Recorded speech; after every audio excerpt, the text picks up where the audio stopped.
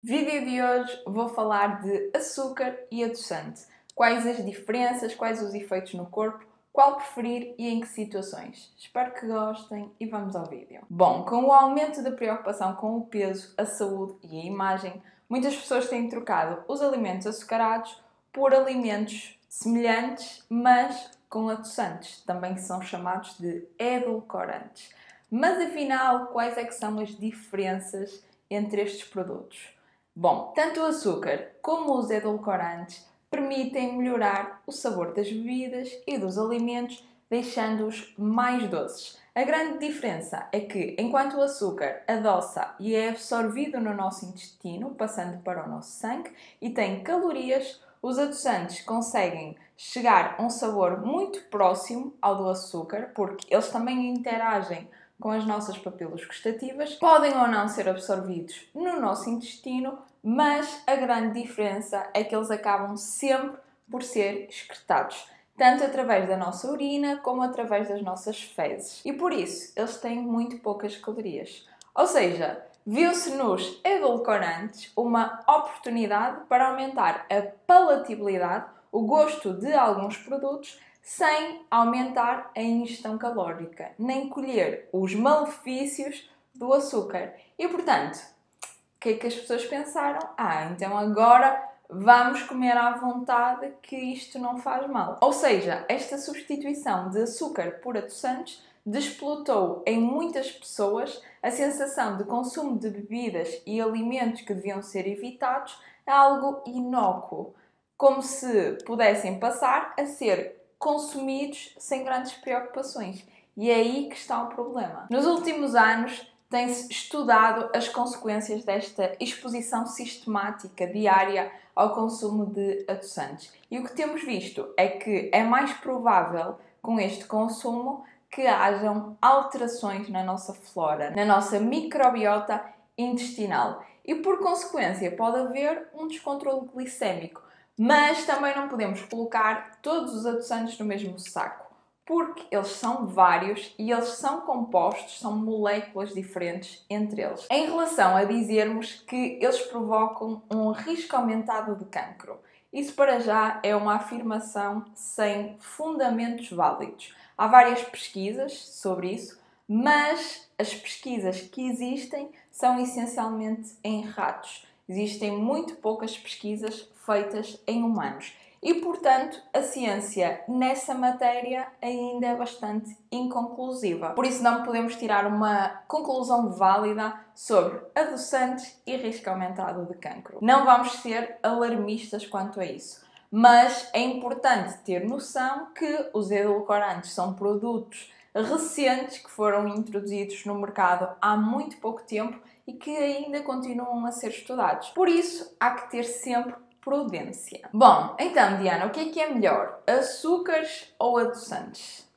O cenário ideal é limitar o consumo de ambos, tanto de açúcar como de adoçantes. Ou seja, no seu dia-a-dia, o que é recomendável é que não tenha refrigerantes em casa, nem que sejam refrigerantes zero.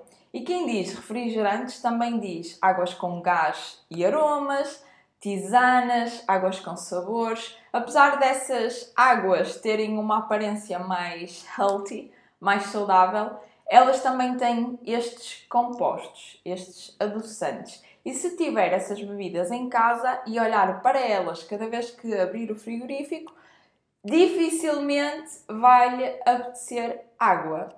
Vai ser difícil resistir a essa exposição constante. Por outro lado, e esta é a parte que vai gostar de ouvir, se tiver bom senso e consumir os refrigerantes zero de forma ponderada e sem fazer compensações do que vai comer a seguir, isto é, vai ao cinema ou vai lanchar fora e em vez de optar por um sumo com açúcares, opta por um refrigerante com adoçantes. Isto é uma decisão inteligente porque nessas ocasiões pontuais leva a uma menor ingestão calórica e a um melhor controlo do peso.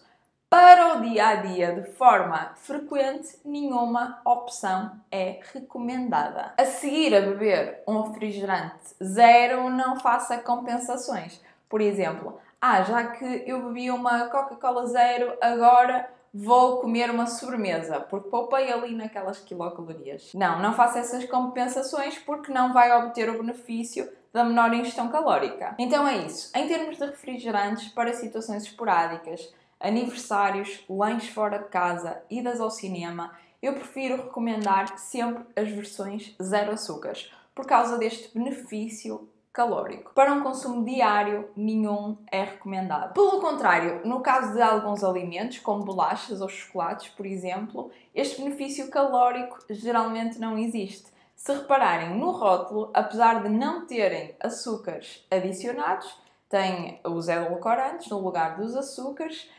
O que acontece é que a indústria acaba muitas vezes por aumentar o teor de gordura e o menor valor calórico deixa de existir. Então há de reparar no supermercado as bolachas Maria com açúcares e sem. O valor calórico delas é muito próximo e não existe grandes benefícios em optar por umas em detrimento de outras. O que eu costumo dizer é: consuma esporadicamente a que gostar, a opção que gostar, e na menor quantidade possível. O mesmo acontece também em relação aos chocolates. Há de reparar que as versões com edulcorantes têm um valor energético próximo às versões com açúcares. E sendo o chocolate um alimento cuja função é dar prazer, a minha recomendação também é: consuma o que mais gostar de leite com amêndoas, chocolate preto, na menor quantidade possível. No caso do café é outra história. Eu proíbo expressamente as minhas alunas, as minhas clientes,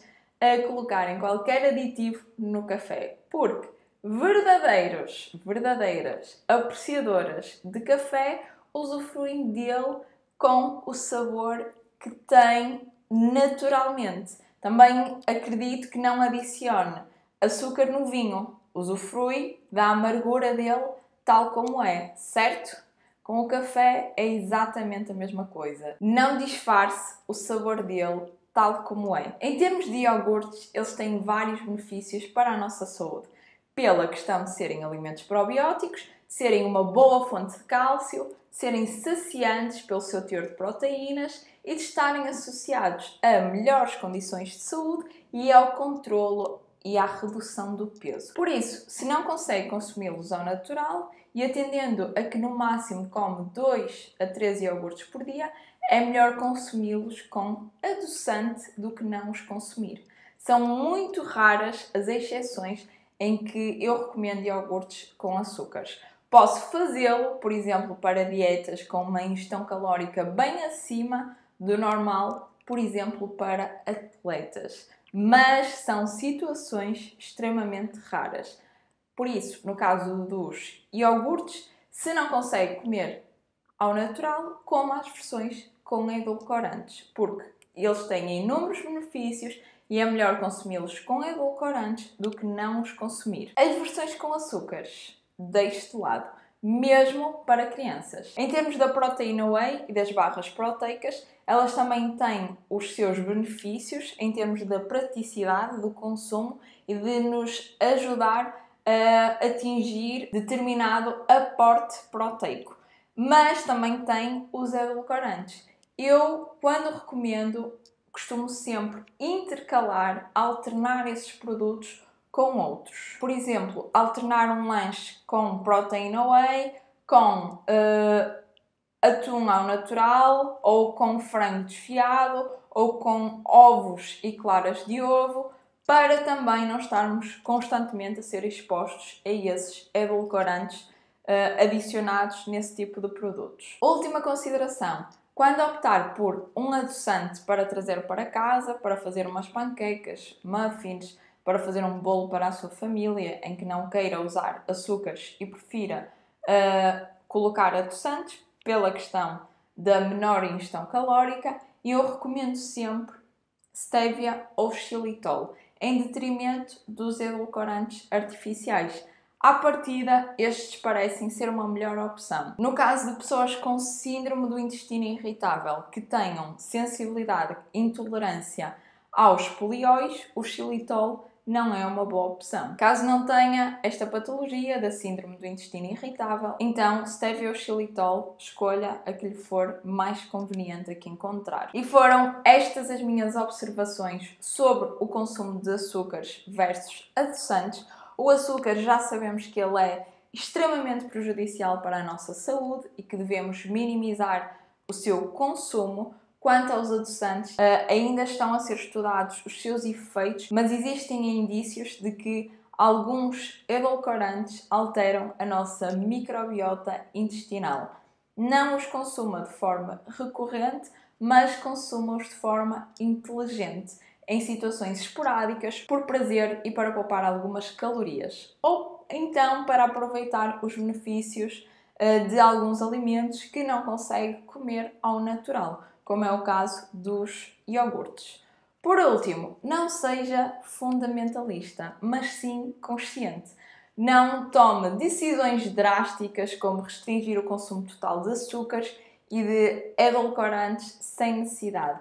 Consuma-os com moderação para obter prazer e com sabedoria, com consciência e com prudência. E é isso. Se quer emagrecer, perder alguns quilos que incomodam ou simplesmente melhorar a sua saúde, conseguir melhores condições de saúde, aumentar a sua energia e quer um acompanhamento nutricional que a ajude, então clique no link que está aqui na descrição deste vídeo, que a minha equipa estará disponível para ajudar. E não se esqueça de subscrever o meu canal para me ajudar a crescer. Ponha um like neste vídeo e partilhe com alguém que também precise de saber isto. E ative as notificações para não perder nenhum vídeo. Um beijo grande e até ao próximo.